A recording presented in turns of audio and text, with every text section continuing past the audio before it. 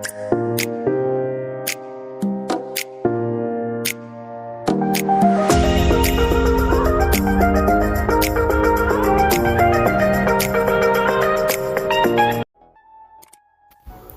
Everyone, আসসালামু আলাইকুম। সবাই কেমন আছেন? আশা করি সবাই অনেক ভালো আছেন।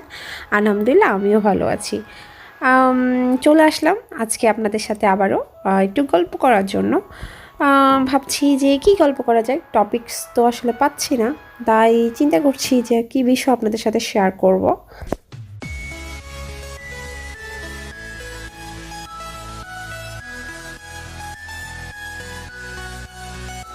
হাঁটতে হাঁটতে হঠাৎ মনে হলো কেননা আপনাদের সাথে আমি কবিতা আবৃত্তি শেয়ার করি।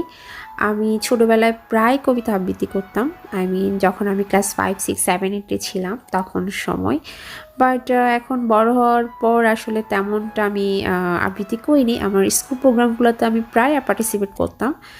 হয়তো কখনো ফার্স্ট হয়েছি, হয়তো কখনো লাড্ডু গুড্ডু হয়েছি, হয়তো সেকেন্ড হয়েছি, কিংবা কখনো কখনো কিছুই হয়নি।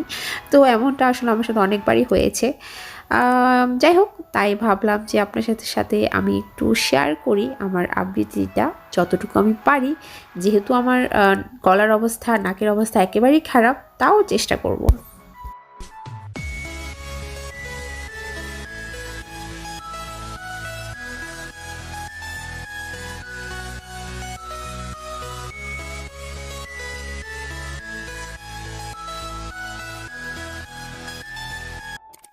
অনেক দিন পর আবৃত্তি করছি, তাই আমি একটু নার্ভাস। সো ভুল ত্রুটি হলে প্লিজ মাফ করে দিবেন।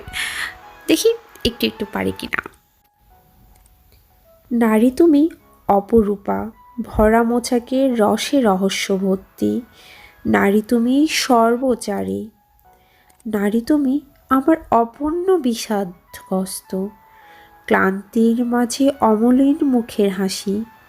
নারী তুমি আমার ভাবনার পটভূমি, অজস্র বিষাদ সিন্ধুর পরে আমারই অগোচরে ফুটে ওঠা অবুঝ মনের এক পশলা মৃদু হাসি। নারী তুমি অপরূপা।